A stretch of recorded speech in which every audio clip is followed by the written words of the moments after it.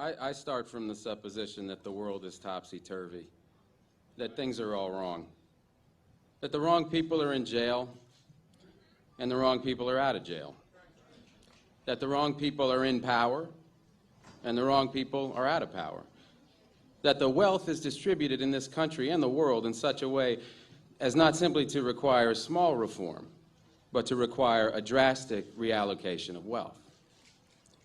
I start from the supposition that we don't have to say too much about this because all we have to do is think about the state of the world today and realize that things are all upside down. Now, if you don't think, if you just listen to TV and read scholarly things, you actually begin to think that things are not so bad, or that just little things are wrong. But you have to get a little detached and then come back and look at the world, and you are horrified. So we have to start from that supposition that things are really topsy-turvy. And our topic is topsy-turvy, civil disobedience.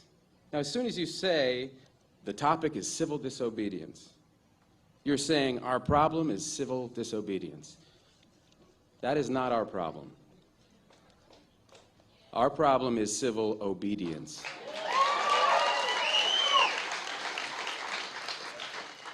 Our problem is the numbers of people all over the world who have obeyed the dictates of the leaders of their government and have gone to war. And millions have been killed because of this obedience. We recognize this for Nazi Germany. We know that the problem there was obedience, that the people obeyed Hitler. People obeyed. That was wrong. They should have challenged, and they should have resisted. And if we were only there, we would have showed them. Even in Stalin's Russia, we can understand that. People are obedient.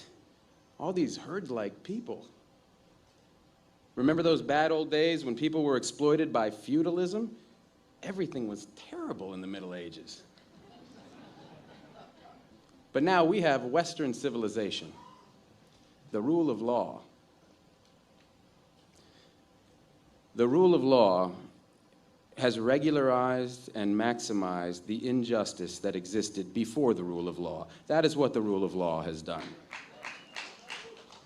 When in all the nations of the world, the rule of law is the darling of the leaders and the plague of the people, we ought to begin to recognize this. We have to transcend these national boundaries in our thinking. Nixon and Brezhnev have much more in common with one another than we have with Nixon. J. Edgar Hoover has far more in common with the head of the Soviet secret police than he has with us. It's the international dedication to law and order that binds the leaders of all countries in a comradely bond. That's why we're always so surprised when they get together. They smile, they shake hands, they smoke cigars. They really like one another, no matter what they say. What we are trying to do, I assume, is really to get back to the principles and aims and spirit of the Declaration of Independence. This spirit is resistance to illegitimate authority and to forces that deprive people of their life and liberty and right to pursue happiness. And therefore, under these conditions, it urges the right to alter or abolish their current form of government, and the stress had been on abolish. But to establish the principles of the Declaration of Independence, we're going to need to go outside the law, to stop obeying the laws that demand killing or that allocate wealth the way it's been done, or that put people in jail for petty technical offenses and keep other people out of jail for enormous crimes.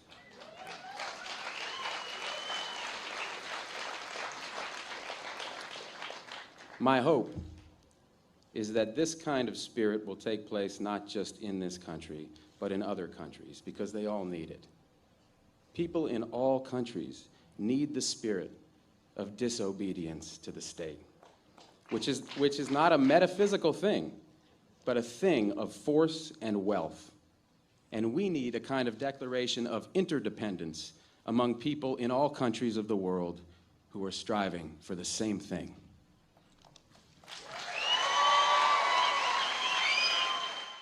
Et nous sommes dans la situation d'un ménage surendetté. Plus nous empruntons, plus nous sommes endettés.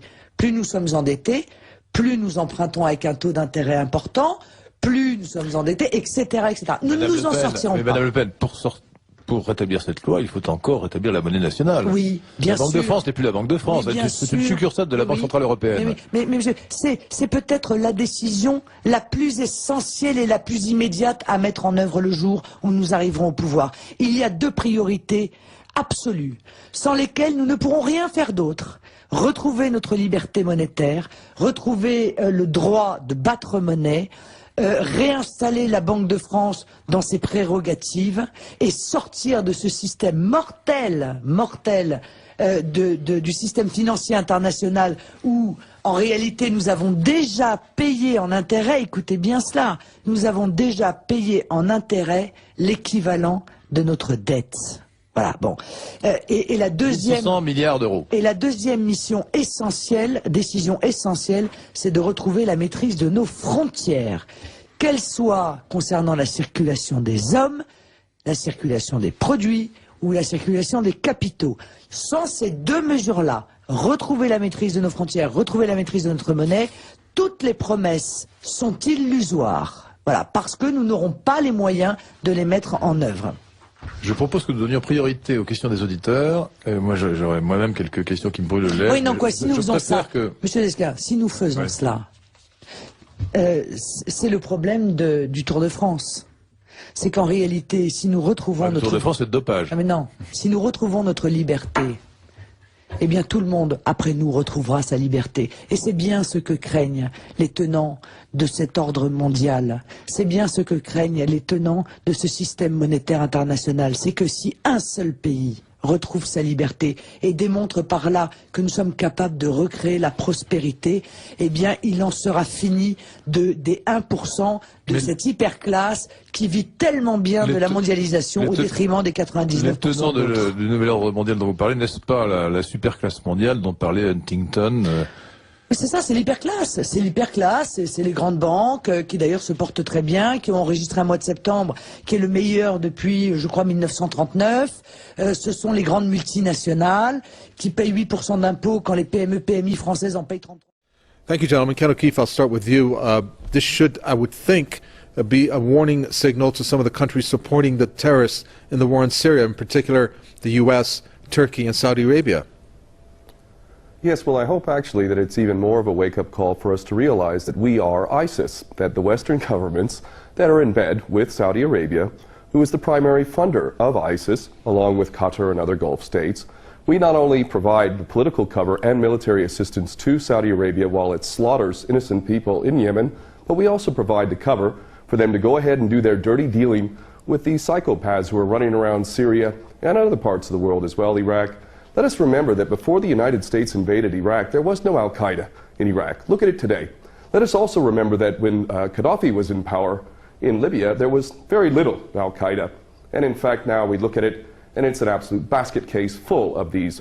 The idea that the West is actually fighting a war against ISIS is beyond ridiculous. So what we really need to do is start realizing the fact that we are ISIS, and the reason why our corrupt, treasonous governments are carrying out these policies is because they do not represent us, they represent the bankers, and the bankers make a hell of a lot of money off of war, and more importantly, as long as we're all fighting each other, as long as we're all not trusting each other, as long as we're all simply being played as pawns over and over, then they can maintain this tyrannical system of never-ending war. So this is really the wake-up call. What has happened in Paris is us. We are responsible through our corrupt governments for all of these policies, and even if these individuals who carried this out are not directly working for Mossad, CIA, ISIS, Al-Qaeda, all the same thing, even if they did this organically of their own volition, believe me, that is exactly what our so-called governments want. That is what the policy that we've been fostering over and over. And quite frankly, if we're to look at ISIS, ISIS stands for Israeli Secret Intelligence Service. They never attack Israel, and that in itself also tells you a lot about who these individuals are.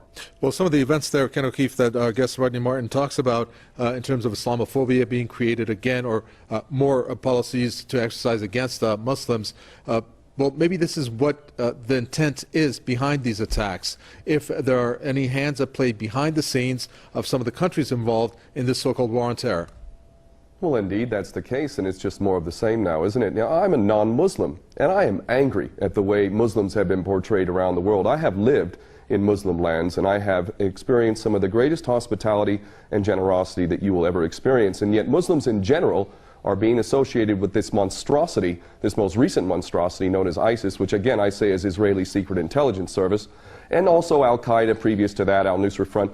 All of these things are intended to smear Islam as a whole, 1.8 billion people on this planet, to associate them with this sort of madness, when in fact it is us in the West that are creating this stuff, funding it, very much protecting it. In fact, America has been providing air cover to these psychopaths in Syria and Iraq largely, and we see that when Russia comes in and actually does something constructive, look how long many of these men are shaving their beards and running off with their heads, tails between their legs. It is really, really, really disgusting that people have been conned into thinking that Muslims have anything to do with this. And let us harken back to the original incident which has caused this madness known as the War on Terror. The so-called 19 hijackers in Osama bin Laden is one of the greatest fairy stories ever created. The idea that this man in a cave in Afghanistan on dialysis was masterminding this incredible operation in the United States with 19 so-called hijackers wielding box cutters, Mohammed Atta among them, snorting cocaine and hanging out with strippers in Florida, that these people are responsible for this event in defiance of the greatest military machine in the history of mankind, never mind all of the evidence that's come forward that makes the official version of 9/11 beyond ridiculous. Muslims did not carry out 9/11. In fact, those who blame the Muslims, primarily the Jewish supremacist Zionist-controlled media of America and the government which is controlled by these Jewish supremacist Zionists in America, all of them parrot the same ridiculous, tired old line that Muslims are responsible. And this is an agenda which is intended to create a clash of civilizations, and if we are smart as people, we're going to see the agenda for what it is, and we're going to realize that those who are collaborating in this agenda need to be held to account for literal war crimes and crimes against humanity. And I'm including in that not just the politicians and the military, but those in the media who have perpetuated these lies, because there is no way that they could possibly believe this nonsense. These people have literally sold their soul to the service of the devil. This piece of breaking news that's at the bottom of the screen, Ken O'Keefe, that states, it's a message from Assad to Hollande. France suffered on Friday the brutality of terrorism that that has plagued Syria for more than 5 years. That's quite telling in terms of what Syria has experienced. Your reaction to that statement? Yes, it is truly incredible that we listen to anyone, whether it's Francois Hollande or Obama or any of these other puppets, as if anything they says has any merit whatsoever. There is no moral authority at all in the West. When these people get up, they are an embarrassment to all of us who have a functioning brain and a heart. These people are traitors, whether they come from France or whether they come from Britain or America, and everything they say is to be taken as complete and total rubbish. The idea that France and the West is not directly responsible for the mayhem that has been occurring in Syria is again beyond ridiculous. We know for a fact how we've been supposedly funding and supporting the moderate rebels. There is no such thing. Even recently, a U.S. general admitting that there may be 4 or 5 of these people in Syria. The entire policy is intended to create havoc in the Middle East, and it is extremely important that people around the world begin to fully comprehend that these policies that are being carried out in the Middle East are actually not failures. I'm getting sick of hearing so-called experts talking about geopolitics and how America is failing to learn from its mistakes and all of this nonsense. These are not mistakes. These are intentional policies to wreak havoc, to sow the seeds of sectarian hatred. Again, let me cite the fact that before we took Saddam Hussein out in Iraq, there was no Al-Qaeda in Iraq. Also, when we played this game in Libya, there was no such thing as ISIS and all of this madness that's going on in Libya today. Syria, again, while it had its problems, and it certainly had its human rights abuses, most definitely did not have the problem that it has today. Every country that we touch by Western policy, every country that we touch in the Middle East is full of these monsters. Let's look to Iran, the country that we claim to be the biggest threat to everyone, the Israeli Jewish supremacist agenda, which constantly tells us that Iran is the big threat to the world and that it wants to wipe Israel off the map. Let's look at Iran. Let's look how many attacks by Al-Qaeda and ISIS are occurring here. Let's look at how Iran has been fighting MEK, a true terrorist force that has killed over 20,000 people in the last 20 years or so. This nation is fighting terrorism legitimately. It has provided sanctuary to Jews and Christians historically over the millennia. It has not indulged in any war for hundreds of years other than the imposed war in which we forced with our attack dog Saddam Hussein, and yet we are being told that Iran is the threat.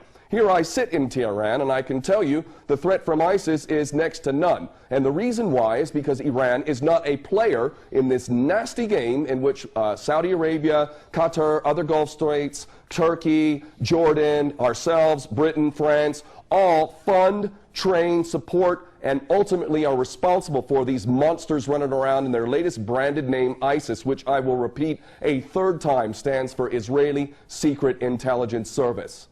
We're going to end it there. Thank you so much for that. That's Ken O'Keefe, former U.S. Bottom line here is that central banking is an evil cancer. These people are selling us credit they don't have so they can take profits they don't deserve out of our pockets. That's nuts. The United States government is constitutionally chartered to print money on the good faith and credit of all of us and not pay interest. Why are we being such fools? Well, unfortunately, if you fight them, you get assassinated. Lincoln and Kennedy were both about to print money and not borrow from the banks. I can't connect those two dots, but I can tell you they're side by side. But the reality is the federal government is broken in every possible way. And it's going to be localized, bottom-up resilience networks. They're going to save us. That's where you guys come in. Our educational system stinks. It beats the creativity out of kids by the time they're in the 4th grade. It forces you to become a blogger or hacker in order to become creative. There is absolutely no lack of solution, and there is also no lack of money. What is lacking is the popular political will to exercise our God-given right to be in charge. Don't try and heal a broken system. Create a new system that replaces it. So I'm honored to be here to set the tone for you guys. And my bottom line is don't waste your time on the federal government. It's going away. There are 27 secessionist movements. There are 9 distinct nations in North America. I anticipate some virtual separation in the Republic. And I think that you're going to find that, like Vermont, for example, is all of a sudden going to be seen by the rest of America as exactly where we want to be, or Seattle. And so that's called the spike theory of change. As soon as one state gets it perfect, it's going to spread like wildfire.